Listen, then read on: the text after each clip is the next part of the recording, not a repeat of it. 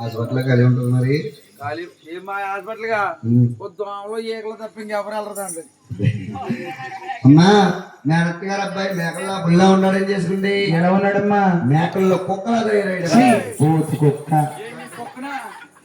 కుక్కలా ఉన్నారు బాబు నువ్వు. నేనా కుక్క? నువ్వు నా లెవెల్ కుక్క. నేను కుక్కనా?